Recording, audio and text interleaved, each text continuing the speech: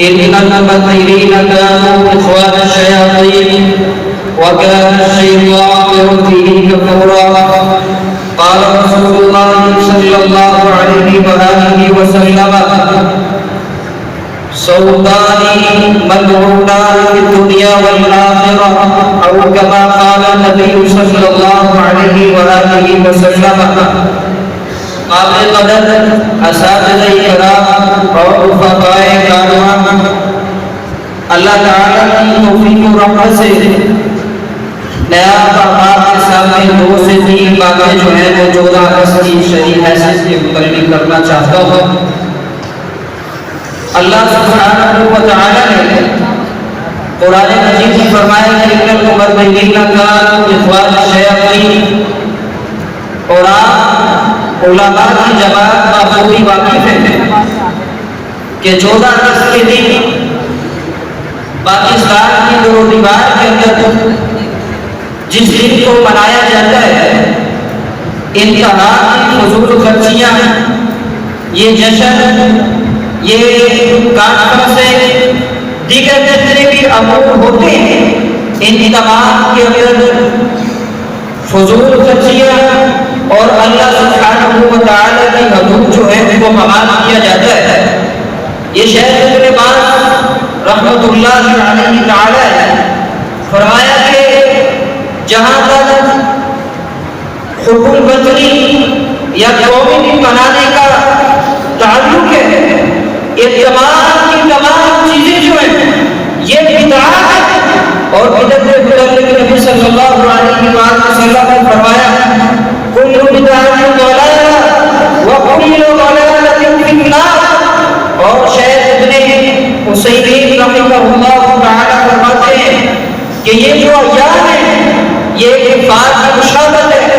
اور نبی صلی اللہ علیہ وسلم نے فرمایا: من تشبہ بقوم فہو منہم. اور میں یہاں پہ ایک چھوٹے سے اعتراض کا بھی جواب دے دینا چاہتا ہوں. بعض لوگوں نے کہا اگر جشن آزادی کا جھنڈا لگانا بدعت نہیں ہے تو پھر عید میلاد النبی کا جھنڈا لگانا بھی بدعت نہیں ہے. وہ بدعتیوں، رب ذوالجلال کی قسم ہے، اگر پاکستان کی دور و دیوار میں جشن عید میلاد النبی صلی اللہ علیہ وسلم کو منانا اسلام نہیں سمجھا جاتا، رب ذوالجلال کی قسم ہے ہم جشن آزادی کو بھی اسلام کا دن تصور کرنے کے لیے نہ تیار ہے نہ کریں گے. اور رب محمد کی قسم ہے ہم جہاں بھی جائیں گے ایک اعلان کا الگ اعلان کھول کر جو ہے بڑا اعلان کریں گے کہ ہمارا ان ایام کے ساتھ کوئی تعلق نہیں ہے. اور وطن پرستوں سے بھی سوال کرنا چاہوں گا، یہ نبی صلی اللہ علیہ وسلم کا جو دن ہے، آپ صلی اللہ علیہ وسلم نے مکہ فتح کیا، 7 بعد کوئی جشن نہیں منایا. بدر آزاد ہوا، مدینہ کی فتح ہوئی، کوئی جشن نہیں. حضرت عمر نے کیسر و کسریٰ کو فتح کیا، ایران روم کو فتح کیا، کوئی آزادی نہیں، کوئی جشن نہیں منایا.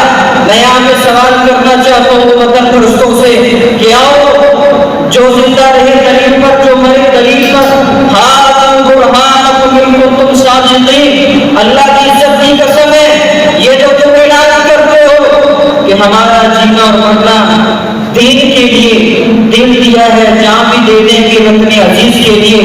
قل ان صلاتی و نسکی و محیای و مماتی للہ رب العالمین.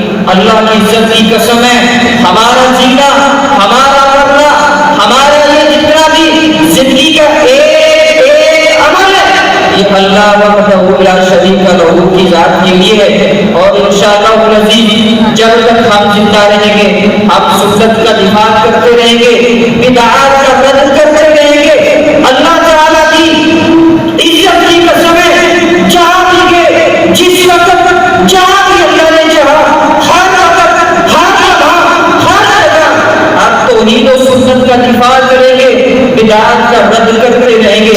اللہ سنت پہ زندہ رکھے، بدعات کا رد کرنے کی توفیق ہمیں عطا کرتا رہے. وآخر دعوانا